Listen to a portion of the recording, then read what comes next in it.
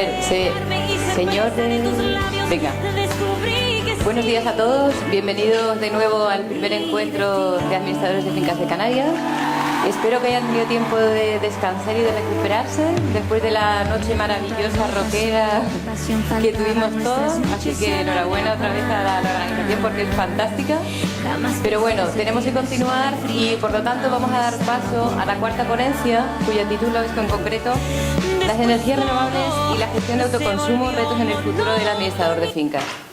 Para ello contamos con la presencia de don Ignacio Gutiérrez Iglesias, muchísimas gracias por venir, experto en esta materia, licenciado en Económicas por la Universidad de La Laguna, tiene varios másters en Medio Ambiente y Energías Renovables y otros tantos títulos en cursos de alta dirección. En la actualidad ocupa el puesto de Jefe de Desarrollo de Negocio en la entidad DISA Renovables S.L. y es el responsable de dirigir los proyectos de I+D y de la ampliación del volumen de negocio de la entidad. Así que, don Ignacio, cuando quiera. Muchas gracias. Vale, muchas gracias. Buenos días a todos. Importante, interesante. Hoy, esta ponencia fue preparada, bueno, se ha ido preparando, fue preparada hace unos meses, pero el sector no evolucionó mucho, etcétera, etcétera. Pero hoy ha habido una novedad, y voy a empezar por el final. En las últimas diapositivas se habla de un borrador de autoconsumo, que es lo que ha salido por ahí por prensa y ahora lo explicamos. Bueno, ese borrador fue aprobado ayer en el Consejo de Ministros y hoy, yo no he tenido tiempo de mirar en el BOE, debe de haber sido publicado. Entonces, esto que está como un borrador que podíamos discutir, ya a partir de hoy tiene serias implicaciones, que vamos a ver. Si no te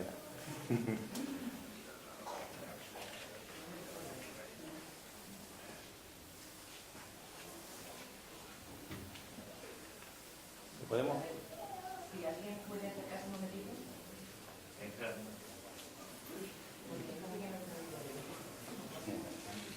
No, pero además que también he tenido algún problema. Bueno, yo voy empezando para... Entonces, ¿qué es el autoconsumo? Ahora vemos la diapositiva. El autoconsumo es consumir lo que uno produce, ¿vale? Aunque parezca de perogrullo, es por donde vamos a empezar. Y el autoconsumo energético es consumir la energía que uno produce. Esto habría que explicárselo a alguien del Ministerio. Parece que hay que explicárselo a alguien del Ministerio. Y si la energía que se produce se hace con fuentes renovables, pues bueno, pues es autoconsumo energético renovable. Por seguir con las definiciones, a ver si nos sale. Efectos fotovoltaicos, bueno, en energías renovables pueden ser solar, térmica, solar fotovoltaica, eólica, biomasa, termosolar. La biomasa es todo aquello que sale de materia orgánica. Es preferible utilizar desechos y tal. La energía mini eólica, aquí también, sí.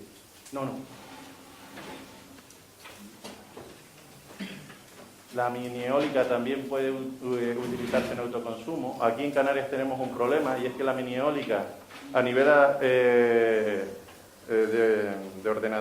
administrativo pues se ha quedado metida dentro de la gran eólica, con lo cual el desarrollo de la mini eólica es un poco curioso, sobre todo en este marco.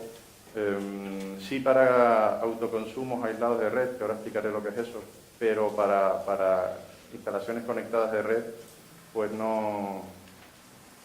A ver si se pone la diapositiva, porque sí que hay un concepto que me gustaría que leyesen, que es la diferencia entre kilovatio de potencia y kilovatio hora de energía, que la gente suele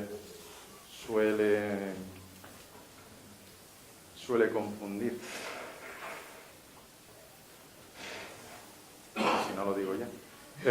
Bueno, el kilovatio de potencia es el ritmo con el que se genera energía. Es decir, pónganse en la música Y eso es la energía que sale. Si subimos el ritmo, es más energía. Entonces, 10 kilovatios de potencia, 10 megavatios de potencia, y sale más energía, ¿vale? Entonces esa es la diferencia entre kilovatios de potencia y kilovatios hora.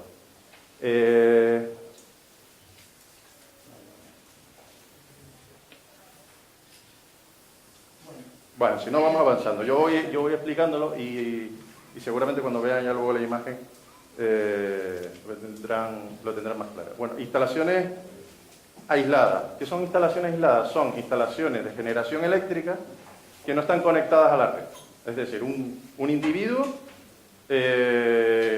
coloca sus placas solares, su mini eólica, su biomasa, genera su propia electricidad, no está conectada y adecua su consumo a lo que tiene montado. Instalaciones conectadas a red. Desde que tú saques un cable de esa instalación y la conectes a la red de Endesa, red eléctrica, eso se considera conectadas a red. Esto lo explico porque la gente confunde el autoconsumo con instalaciones aisladas. No. El autoconsumo puede estar, y de hecho es el borrador que ha salido hoy, puede estar conectado a la red eléctrica. ¿Qué aplicaciones suelen tener las que están aisladas de red? Pues bueno, suelen ser electrificaciones rurales, señalizaciones, alguna alarma, alumbrado público con esos paneles que están encima de las luminarias, etc. Y luego, las aplicaciones conectadas a red básicamente se han desarrollado dos. Las plantas fotovoltaicas que hemos visto antes, de producción pura y dura, y se las llaman centrales fotoeléctricas, y luego, que es lo que les interesa a ustedes, las integraciones en el edificio. O sea, básicamente me estoy centrando en la tecnología fotovoltaica, ¿vale? Cualquier otra, pero la tecnología fotovoltaica es la más adecuada para estos usos, ¿no? Entonces, y aquí sí que necesito la presentación, porque si no, no lo van a entender. Sí. Bueno, mientras lo arreglan voy comentándoles. La energía fotovoltaica está considerada por la Agencia de la Energía Americana y la Agencia Internacional de la Energía como una tecnología disruptiva. ¿Qué significa esto? Que es capaz de cambiar el sistema por ellos mismos, ¿vale?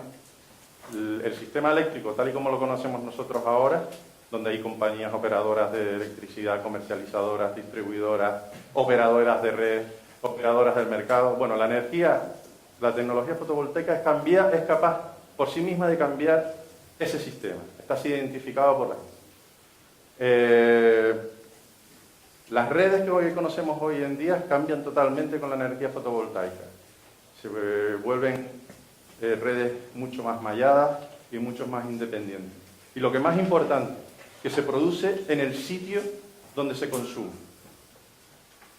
Y de hecho, está desarrollada desde ese punto de vista, ¿no? El desarrollo inicial fue en los satélites que mandamos al espacio. Esas fueron las primeras placas fotovoltaicas. Entonces imagínense lo que significa tener tu propia fuente de energía encima de donde tú lo estás consumiendo. En Estados Unidos, en contra de lo que ha pasado aquí en España, la tecnología fotovoltaica se considera... Ahí, y luego... Vale, perfecto. Vale. Bueno, estábamos hablando, estas son las aisladas a red, pero por terminar esto de la fotovoltaica, que es muy interesante. Los think tanks de la ultraderecha americana consideran la energía fotovoltaica como una de sus bases principales en su ideario. ¿Por qué? Porque les da la máxima libertad respecto a todo. Y la lucha allí está en que la extrema derecha americana quiere desarrollar el autoconsumo basado en fotovoltaica. Yo no soy muy amigo de meterme números en la cabeza, pero casi 2-3 gigavatios de potencia en autoconsumo fotovoltaico se han montado en los Estados Unidos en los últimos 2 años.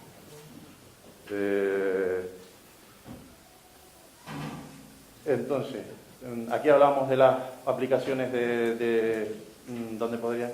Aquí, esta es la parte. Bueno, el autoconsumo instantáneo. Y ya, aquí vamos a ver una gráfica.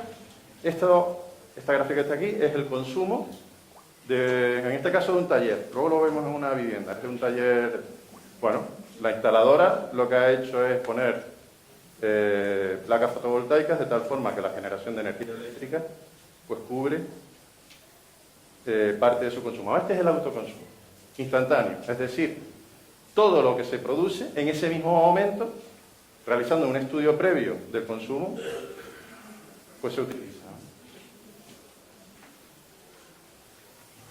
Vale, ¿qué es el balance neto o net metering? Bueno, esta básicamente es la misma curva anterior. Esta sería el consumo del cliente y esta es la producción que se genera. Como ven, aquí básicamente la única diferencia, resumiendo mucho, es que la instalación que genera esta electricidad está sobredimensionada respecto al consumo distribuido en el orden. ¿Qué pasa? Que en esta fase, que no hay sol, tiene que tirar de la red. Y aquí. ¿Vale? Y le sobra toda esta energía. Esto es interesante que se queden con este concepto porque vamos a comentar el borrador que ha salido hoy sobre qué es lo que contempla el gobierno para estos casos. Es decir, el net metering, el balance neto, lo que dice es, de alguna forma, hay diferentes países que lo regulan bien neteando la energía en sí mismo, otros lo regulan neteando el dinero, pero bueno, básicamente es que toda esta energía que sobraba, pues la pasamos aquí, ¿vale? Yo le digo que España es un caso muy curioso, muy curioso. Bueno, antes les enseñé el consumo de un taller, y bueno, y esto se puede aplicar, ya en tanto material, a ustedes, a unas viviendas, etcétera. Bueno, pues claro que sí. Esto es un cálculo. Aquí no quiero que se queden con las cifras, sino básicamente con la idea, con el concepto. Y verán que las fuentes de energía o el gasto en una vivienda, esta es del Gobierno de Canarias desde 2007, son datos reales. Pues bueno, se distribuyen básicamente de esta forma, ¿no? Básicamente lo que quiero es que se queden con la idea de que el mayor consumo energético es agua caliente, cocina y electrodoméstico de cocina. Lo demás, la iluminación interior, cuando les dicen de cambiar bombillas, estamos actuando solo sobre el 11% del consumo de una casa, ¿vale? Entonces, ya en temas de eficiencia energética. Climatización, otros electrodomésticos. Bueno, esto lo que quiero es que se queden con la idea. También para quedarse con la idea, esto es el proyecto Spahausek del IDAE, ya estos son datos del 2011, ojo, esto es península, por eso la calefacción está tan alta, pero aquí a Canarias, pues bueno, quiten calefacción, amplíen agua caliente, un poco, está en porcentaje, la cocina, el aire acondicionado puede ser que suba un poco y seguimos, vean el pastel de la iluminación, poquito a poquito. Y también aquí lo que quiero que vean es básicamente que esto sí puede ser una distribución de un hogar canario, perfectamente, que son los otros electrodomésticos. Pues bueno, como básicamente los frigoríficos y las lavadoras, pues es donde se va el consumo. En resumiendo, si quieren actuar en la factura eléctrica, tienen que actuar en el frigorífico y en la cocina, básicamente. Básicamente. Y aquí, esto ya empieza a... También quiero que se queden con las conclusiones. Los administradores de fincas dedujo que la mayor parte de sus clientes están en esta tarta de aquí. Estos son viviendas en bloque y viviendas unifamiliares. Y las fuentes de energía que se utilizan... Vale, en la península... son datos de la península, pero yo creo que valen también para Canarias. Habría que quitar aquí gas natural y probablemente poner PLT, ¿vale? Lo que es la botella de butano. Entonces, verán que en viviendas unifamiliares las energías renovables han avanzado muchísimo, muchísimo. Es por la mayor facilidad en su instalación. Y aquí es donde el sector les va a solicitar su colaboración. Lo dejaré para el final. Aquí, como verán, Probablemente actúan una serie de... donde la energía renovable es el 0,1%, es decir, bastante residual. Y aquí es donde está el campo de los administradores de fincas, o hemos identificado el campo de administradores de fincas. Ahí ustedes pueden ver, y son los que mejor los conocen, las fortalezas, las debilidades de una matriz de datos, las oportunidades que se pueden generar, los inconvenientes. Nosotros tenemos identificado inconvenientes muy serios, y adelanto la colaboración en temas de ordenanzas municipales, en temas de obtención de licencias. Y luego lo otro que ustedes conocen bien es el acuerdo en las comunidades para implementar este tipo de instalaciones. Esas son realmente las dos trabas donde los administradores podrían actuar. ¿Cómo se actúa en una vivienda? Me refiero a esto, bueno, vale, vamos a empezar a estudiar y tal, pero esto tiene ¿se puede de verdad actuar? Pues mira, hay muchas formas. Una cosa es la gestión de carga, ¿eh? Volvemos otra vez a lo mismo, la misma gráfica, voy a pasar rápido, y básicamente esto es una vivienda, ¿eh? Básicamente este pico que está aquí es la lavadora del uniforme de los chicos, antes de acostarnos, ¿vale? Entonces, bueno, hay aparatos, un ejemplo, hay aparatos informáticos que dejando la carga al mediodía en la lavadora, pues la pone a funcionar automáticamente. Con lo cual, si tú tienes una instalación de autoproducción que te genera energía gratis aquí, pues esto lo puedes llevar aquí. Este consumo, digo la lavadora, pero pueden ser en diferentes consumos. Se puede llevar allí con unos aparatos que cualquier ingeniería les puede implementar. Otro, las baterías. Y esto también lo pongo porque es muy gracioso con el borrador que ha salido. ¿Se acuerdan de la pantalla? A ver si lo voy a leer. Aquí. Esto. En el net metering, esto de aquí, por decirlo así, la batería sería la red. Sería la red general. GNT. Bueno, pues la otra opción, la alternativa es volcar esta energía que te sobra en una batería y cuando la necesitas por la noche la descargas. Eso lo hacen los aislados. Bien, esta Semana Santa, bueno, esas baterías son carísimas, o eran carísimas hasta esa Semana Santa. Esta Semana Santa, por ejemplo, Tesla presentó su batería y ha revolucionado el mercado. Detrás de esta ha salido Mercedes, ha salido Kyocera, ha salido un montón de marcas ya. Estas son baterías que en 5 o 6 años se amortiza la inversión. Y como ven, tipo Apple. De hecho, Tesla la presentó en el salón de la casa. Tenían la batería en el salón de la casa. ¿Vale? No es un masacote como el de tener... Bueno, esto que ustedes ven que va en Semana Santa, implicó que el gobierno español, sin consultar a los agentes, modificara el borrador que ha sido publicado hoy. Este hecho. Los pedidos de esta batería en las primeras semanas cubrieron en Tesla 3 años de producción.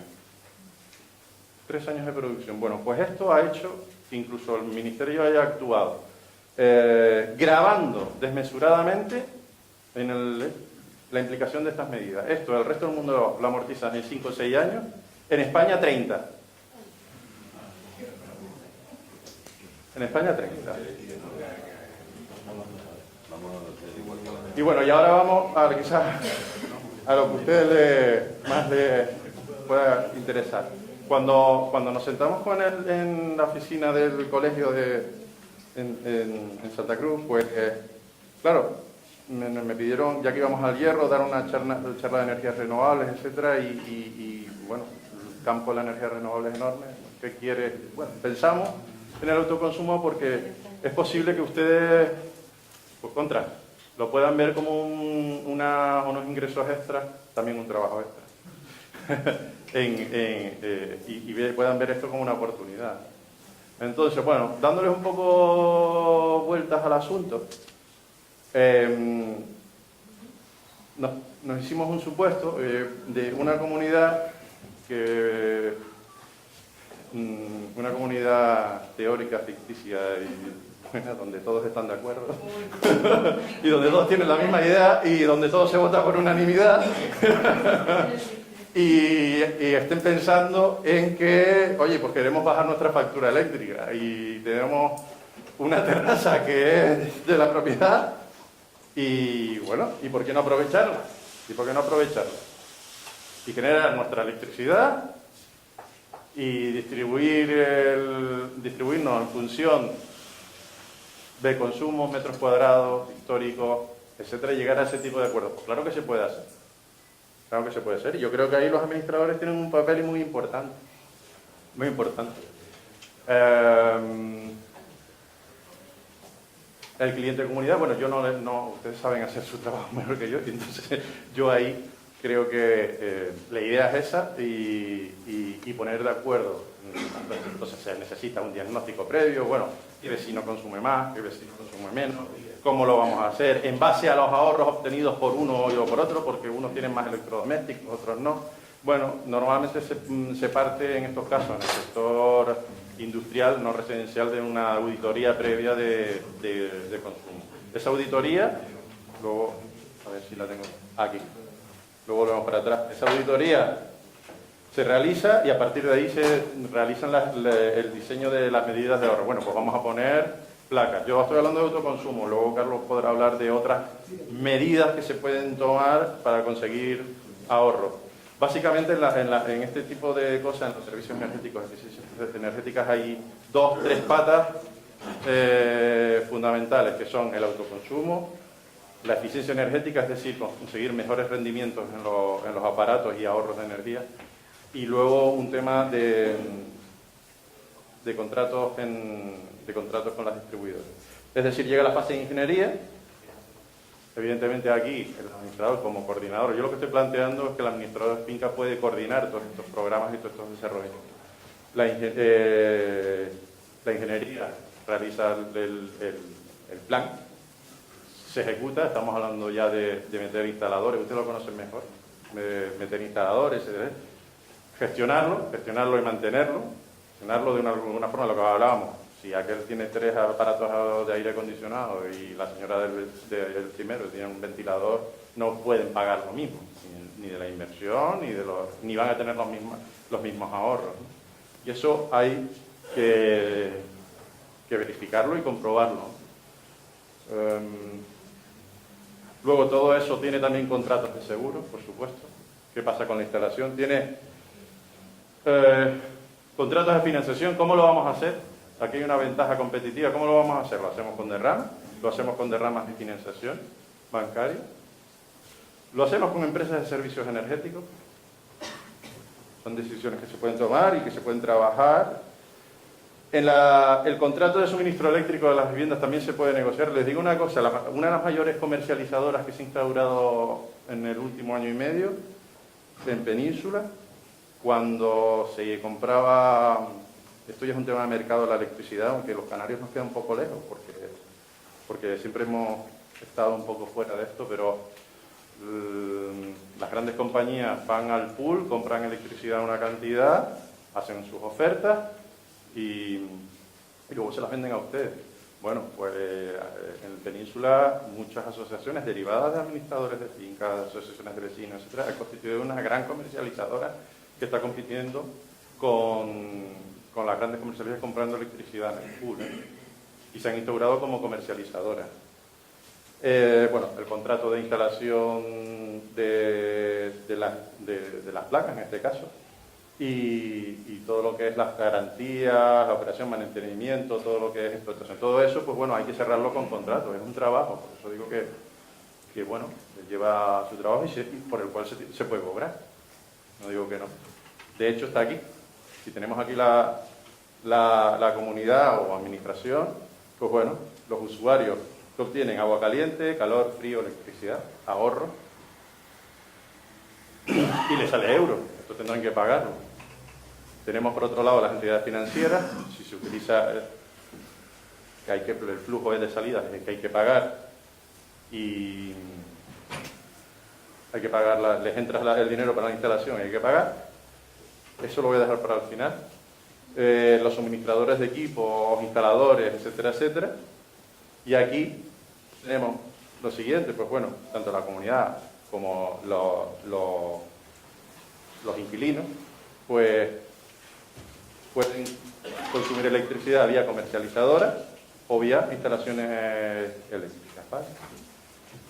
Y además les doy, aunque mi compañera está por allí y igual me pega también, yo sé que ustedes gestionan en muchas comunidades los suministros de GLP, de gas, de muchas comunidades, ¿vale?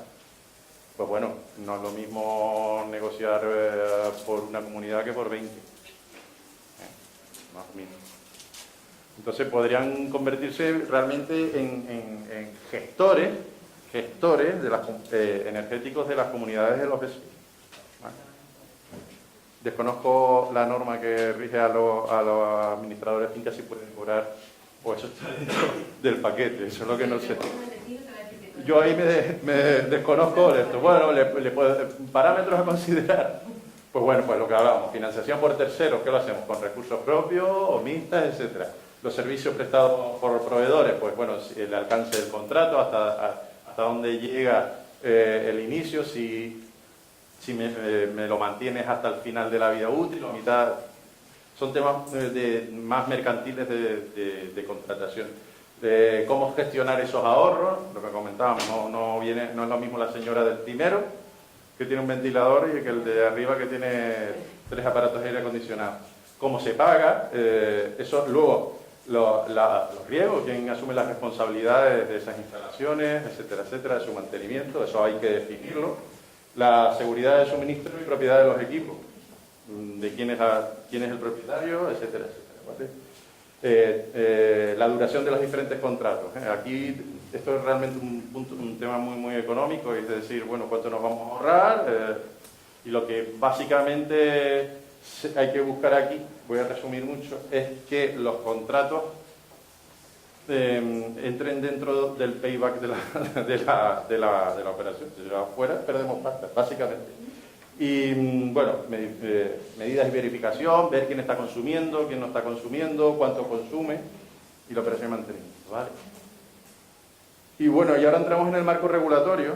En el marco regulatorio de esto, bueno, yo les comento, esto, hoy ha salido el decreto. ¿Esto se podía hacer? Sí, se podía hacer. Se podía hacer desde hace muchos años. ¿En base a qué?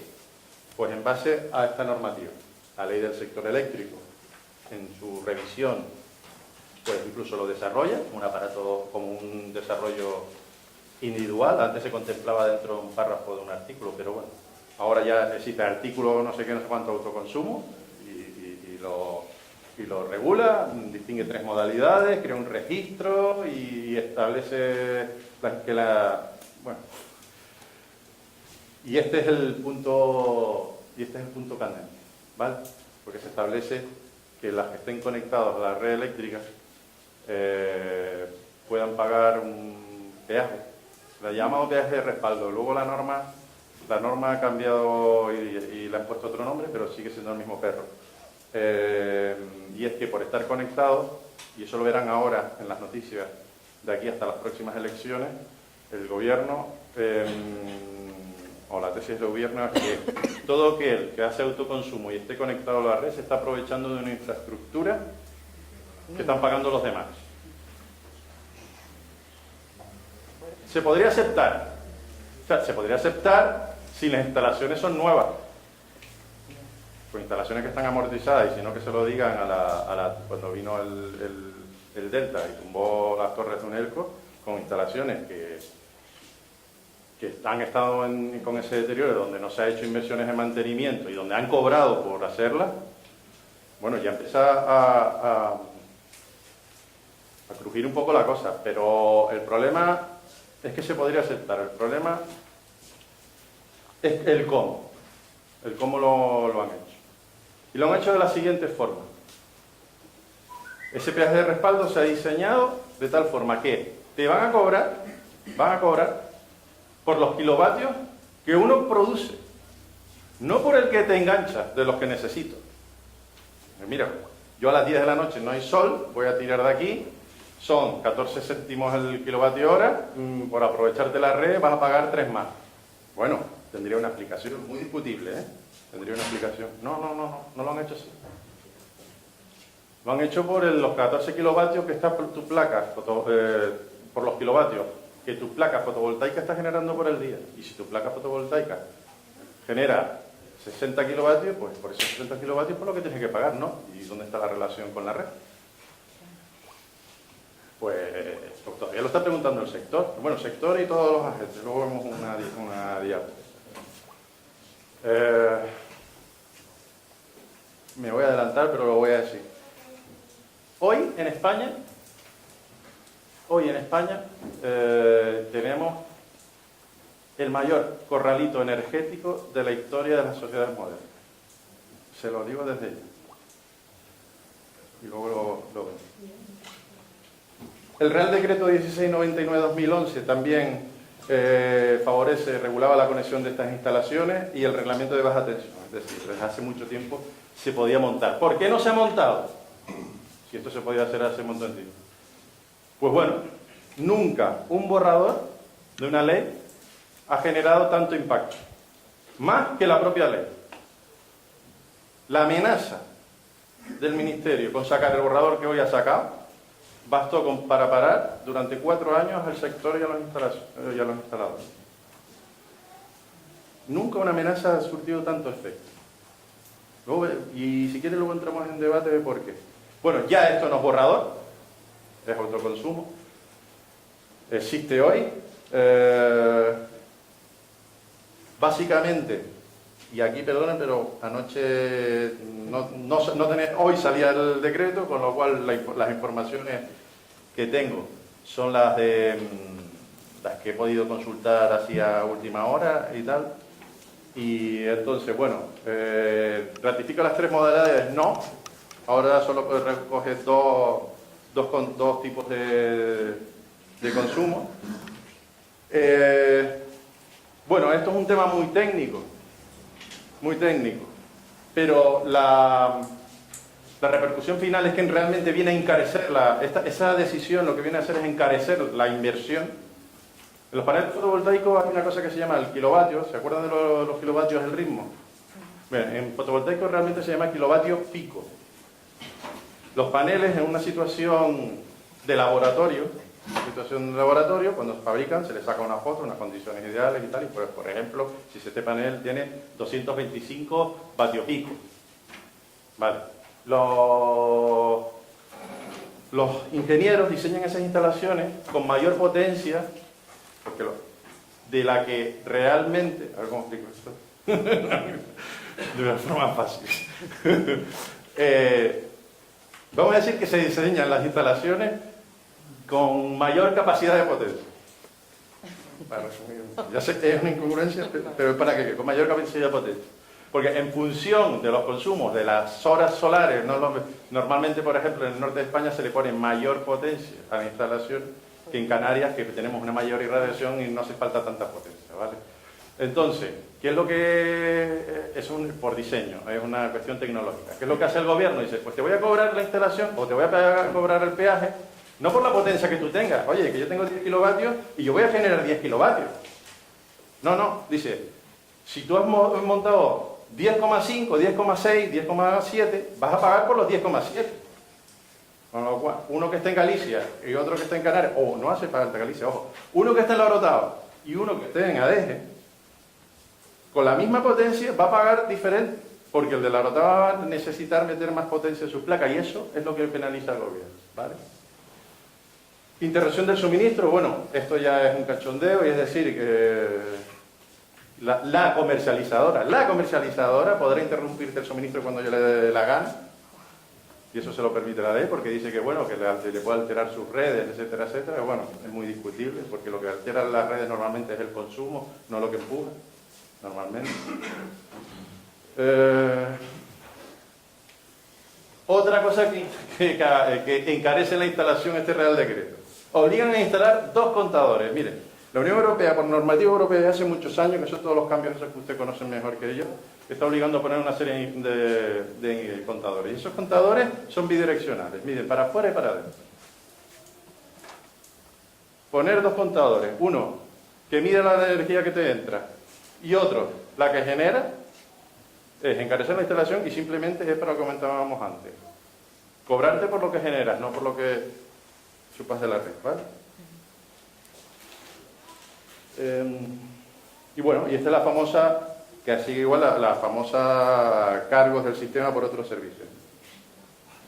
Regula, que fue lo que salió en septiembre, la regulación de las baterías, que ya lo comenté antes, y sigue igual. Y luego hay una medida antisocial, bueno, teórica, y es que impide montar autoconsumo a los clientes que estén con el bono social. Tú eres pobre, no puedes montar con el bono social. Es verdad que tienes una limitación financiera, pero bueno, siempre hay ONGs y plataformas dispuestas a ayudar. Pues bueno, esos que tienen el bono social no lo pueden hacer. No lo pueden hacer. La nueva modificación, y que es muy peligroso, es que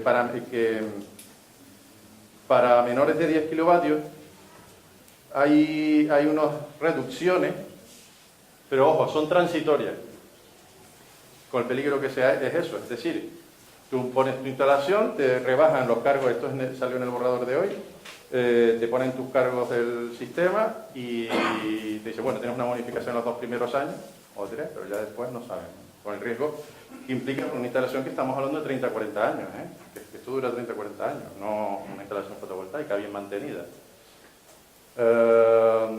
¿Cómo decretó? Bueno, ya me imagino que hoy las asociaciones sectoriales habrán hecho sus comunicaciones oficiales y tal.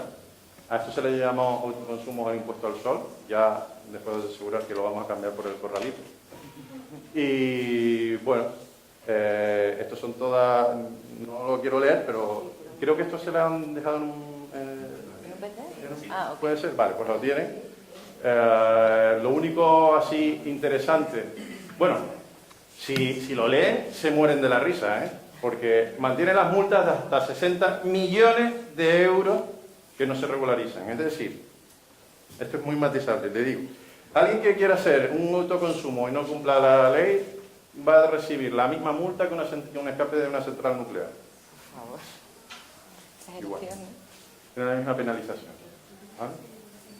Sobre el rendimiento y tal, hay unos cálculos, pero la tasa al final son 60 millones de euros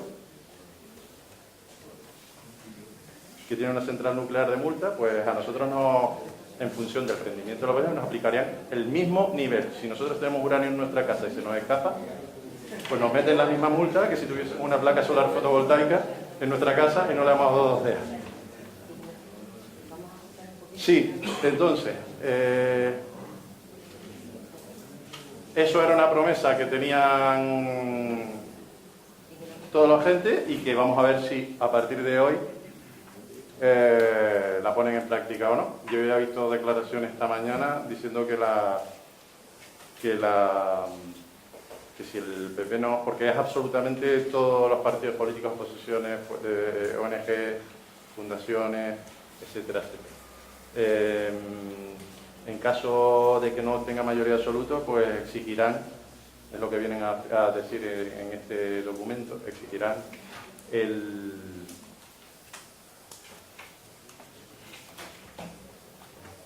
al gobierno derogar.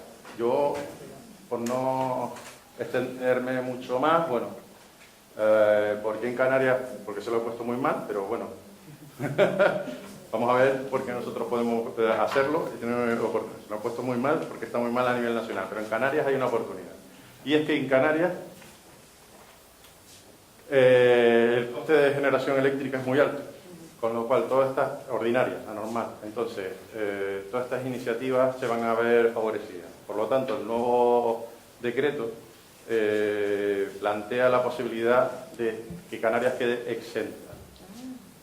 Con lo cual, quedará exenta y hay un compromiso por parte del Gobierno central y del Gobierno regional de que al menos los 5 primeros años queden exentas.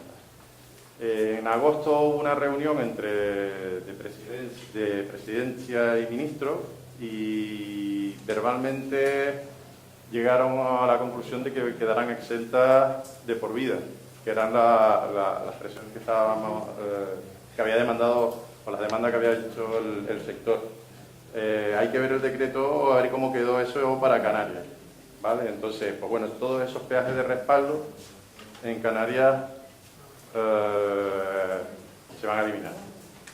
Por lo tanto, para Canarias, desde hace tiempo es una buena noticia, realmente, y tiene muchos, lo que son motivos. Este tema, lo acabo de ver de refilón, este tema es muy importante. En Canarias tenemos un problema de suelo, llegar al porcentaje de penetración de renovables va a ser muy complicado, simplemente porque no hay hueco, ni en la red ni en terreno, no hay cama para tanta gente. Y sin embargo el autoconsumo en viviendas, en industria, etcétera, puede ayudar a la penetración de las renovables en Canarias. No consume suelo, está en el mismo sitio. ¿Cuál es el problema que tenemos aquí? Las que todos ustedes conocen mejor que yo, que son las ordenanzas municipales. La famosa historia de la obtención de licencias de obras por integración en fachada de edificios. Y en este sentido, y quizás es lo que pedimos colaboración con los administradores, si bien negocio en esto y se quieren meter, las asociaciones sectoriales estamos intentando reunirnos con las PECAM y las PECAE